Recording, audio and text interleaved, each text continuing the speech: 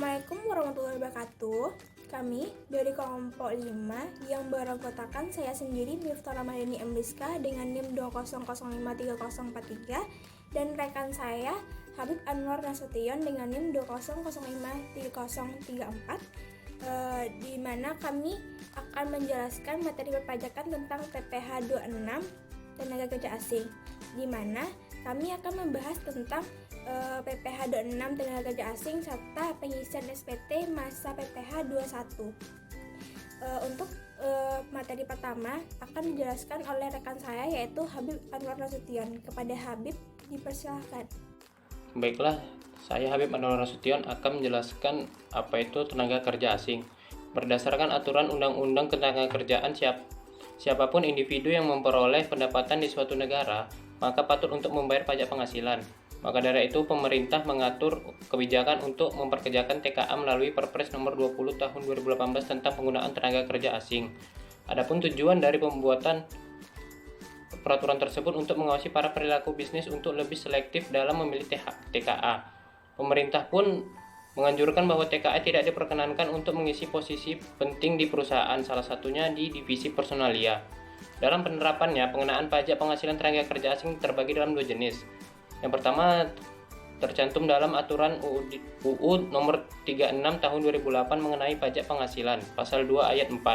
Aturan tersebut menyimpulkan bahwa warga asing yang bekerja di Indonesia tidak lebih dari 183 hari dalam jangka waktu 12 bulan, maka dikenakan pajak penghasilan pasal 26. Selain itu, perusahaan yang melakukan transaksi dengan pihak asing pun diwajibkan membayar PPh 26. Sedangkan bila tenaga kerja asing telah bekerja lebih 183 hari atau 1 tahun, maka dikenakan pasal 21. Selain itu, TKA yang menetap dan memiliki usaha Indonesia pun berkewajiban memenuhi PPh 21. Selanjutnya yaitu rumus hitungan PPh 26 untuk tenaga kerja asing. Dalam kebijakan aturan Undang-Undang Nomor 36 Tahun 2008 Pasal 26 Ayat 1 disebutkan bahwa penghasilan bruto tenaga kerja asing baik dari menyelenggarakan usaha, bekerja, dan sejenisnya akan dipotong sebesar 20%. Selain itu, ada pula ketentuan tambahan tarif pungutan untuk negara yang menandatangani tax treaty atau dikenal dengan perjanjian penghindaran pajak berganda dengan Indonesia. Artinya, negara-negara tersebut akan terkena pajak lebih rendah dari 20%. Jadi rumus hitungan PPh 26 untuk tenaga kerja asing yaitu penghasilan bruto tenaga kerja asing dikali 20%. Lalu penghasilan bruto dikali tax treaty, negara yang menandatangani pajak berganda. Selanjutnya contoh soal tarif pajak PPh tenaga kerja asing. KEKEP adalah tenaga kerja asing yang tidak menandatangani tax treaty dengan negara Indonesia. Dirinya bekerja dalam jangka waktu kurang dari 183 hari. Di bulan Januari 2022, ia menerima gaji $3.200 Amerika. Berdasarkan kurs Menteri Keuangan saat pemotongan adalah sebesar Rp14.000 per $1 Amerika. Jadi perhitungan PPh 26-nya yaitu pendapatan bruto gaji sebulan sama dengan $3.200 Amerika dikali Rp14.000. Hasilnya Rp44.800. Tarif PPh 26-nya yaitu 20% dikali Rp44.800 sama dengan Rp8.960. Demikian penjelasan dari saya kembalikan kepada moderator. Baiklah, terima kasih kami ucapkan kepada Habib yang menjelaskan materi tentang PPh 26 tenaga kerja asing. Untuk materi selanjutnya yaitu pengisian SPT masa PPh 21 akan dijelaskan oleh saya sendiri. Yang pertama itu alur kerja ESPT. Pertama, input data pemotongan pajak. Nah, di input data pemotongan pajak ini ada dua cara. Cara yang pertama yaitu input secara manual, dan cara yang kedua yaitu input dengan import file CSV. Alur selanjutnya, input data surat setoran pajak, lalu buat CSV pelaporan, selanjutnya cetak SPT induk. Ilustrasinya, PT Andika Dharma memiliki 45 pegawai tetap dengan rincian gaji dan perhitungan pajak sebagai berikut. Nah, seperti yang digambar. Selain data tersebut, diketahui juga bahwa ada 12 pegawai yang penghasilannya di bawah PTKP dengan total penghasilan bruto senilai 25.500.324. Nah, untuk menginput data, yang pertama kita akan membahas tentang input data secara manual. Pertama, masuk ke aplikasi, lalu pilih menu, pilih SPT, lalu ke buat SPT baru. Akan muncul kotak dialog untuk memilih masa pajak dan tahun pajak. Setelah dipilih, klik buat SPT. Setelah itu, pada kotak status aplikasi bagian bawah akan muncul masa pajak dan status bisa diedit seperti yang digambar. Catatannya itu, apabila kita pernah membuat SPT masa bulan Januari 2015, maka agar bisa mengedit SPT tersebut harus kita buka dulu dari menu pilih SPT, lalu buka SPT. Langkah selanjutnya yaitu memasukkan data melalui menu isi SPT, daftar bukti pemotongan pajak 1721-1 masa pajak. Selanjutnya akan muncul kotak dialog untuk menginput data, lalu klik tambah. Masukkan data pegawai dan jumlah penghasilan serta pajak pada kotak dialog yang muncul, lalu klik simpan. Karena yang kita input itu pegawai tetap, maka pastikan kode optik pajaknya adalah 21-100-01. Setelah diklik simpan, akan muncul kotak konfirmasi. Pilih yes untuk melanjutkan merekam atau pilih no apabila semua data telah selesai direkam. Data yang diinput dalam bagian ini adalah hanya untuk pegawai dengan PTKP penghasilannya di atas PTKP. Setelah semua data pegawai yang penghasilannya di atas PTKP diinput, langkah selanjutnya yaitu menginput data untuk pegawai yang penghasilannya di bawah PTKP, yaitu kita entry pada bagian huruf B, lalu klik simpan. Cara yang kedua yaitu import CSV.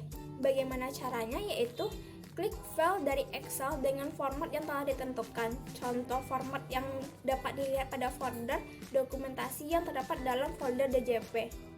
Untuk format CSV, gaji bulan pegawai tetap digunakan file 1721_i besar _bulanan. File yang terdapat dalam folder dokumentasi adalah file CSV untuk memudahkan dalam mengedit apabila terjadi kesalahan. Lebih baik di save as ke format Excel. Pada file name, tulis nama filenya tanpa spasi. Pada file save as, pilih Excel Workbook. Untuk membuat file CSV, ada hal yang perlu diperhatikan dalam mengetik format CSV, yaitu yang pertama, tidak dibolehkan ada tanda baca koma di atas kecuali dalam penulisan NPWP, misal untuk penulisan Sadiah, agar bisa diimport ditulis Sadiah. Tidak dibolehkan menambah kolom apapun dalam format yang telah ditentukan. Lalu satu file Excel tidak boleh lebih dari satu sheet. Dan yang keempat itu penulisan NPWP yang benar, yaitu 1, 2, 3, 4, 5, 6, 7, 8, 9 dan 1 sebanyak 6 kali. Apabila pegawai tidak memiliki NPWP, maka ditulis 0 sebanyak 15 kali. Setelah data Excel terisi semua, selanjutnya adalah mengubahnya ke format CSV dengan cara yang pertama itu simpan file Excel terlebih dahulu, lalu setelah disimpan pilih file, lalu save as. Pada file name-nya tulis nama filenya tanpa spasi. Pada file save as, type, pilih CSV-nya. Lalu untuk alur selanjutnya yaitu import CSV. Yang pertama, tutup file CSV yang akan diimpor. Lalu masukkan ke aplikasi, pilih menu, pilih SPT, lalu ke buat SPT baru. Akan muncul kotak dialog untuk memilih masa pajak dan tahun pajak. Setelah dipilih, klik buat SPT. Setelah itu, pada kotak status aplikasi pada bagian bawah akan muncul masa pajak dan status bisa diedit. Apabila kita pernah membuat SPT masa bulan Januari 2015, maka agar bisa mengedit SPT tersebut harus kita buat dulu dari menu pilih SPT, lalu buka SPT. Masuk menu CSV, lalu import bukti potong pemotongan pajak bulanan. Pilih buka, lalu pilih buka file. Pilih file CSV yang telah dibuat lalu open. Selanjutnya, klik import. Apabila import sukses akan muncul dialog konfirmasi suksesnya seperti yang di layar. Apabila import gagal akan ada konfirmasi jumlah yang sukses dan yang gagal. Penyebab gagalnya yaitu gagalnya import bisa dilihat pada error log di pojok kiri bawah. Untuk memudahkan proses editing, maka yang diedit adalah file Excel-nya. Setelah diedit, simpan ke CSV dan ulangi langkah-langkah seperti uraian di atas, seperti yang telah kita bahas. Alur ketiga yaitu kita input surat setoran pajak. Nah, yang pertama itu sebelum mengimpor data surat setoran pajak, hal yang harus dilakukan adalah menambah nama kota dalam SPT induk yang akan dilaporkan ke kantor pajak. Pilih menu isi SPT, itu SPT induk 1721. Lalu pilih bagian E dan isikan nama kota tempat, kedudukan perusahaan, dan klik simpan. Apabila berhasil akan muncul kotak konfirmasinya.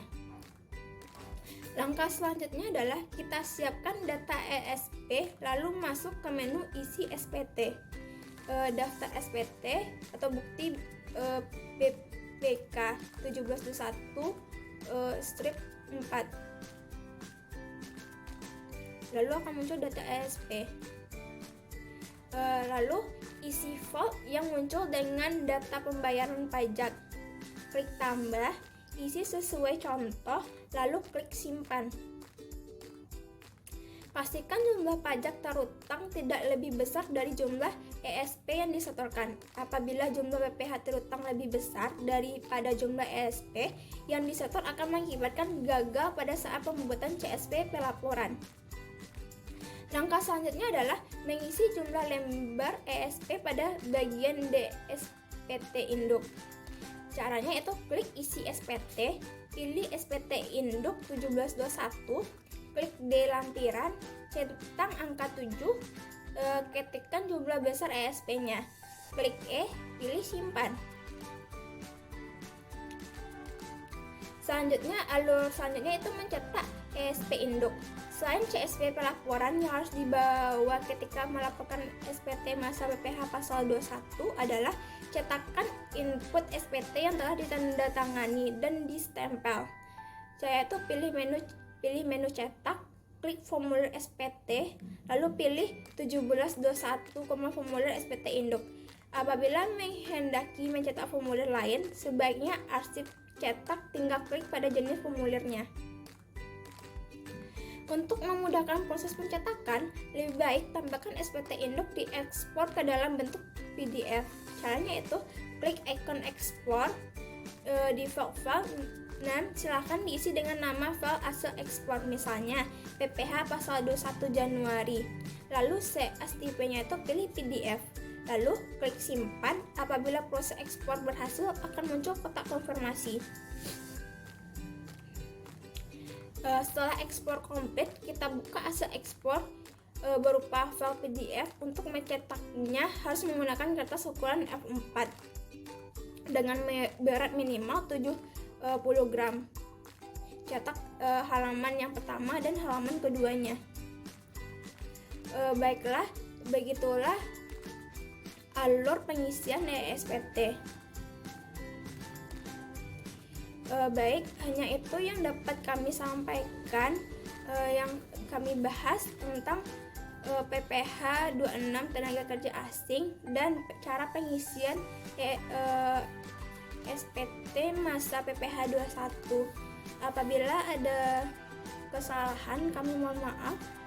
Kami akhiri, wabillahi taufiq wal hidayah. Wassalamualaikum warahmatullahi wabarakatuh.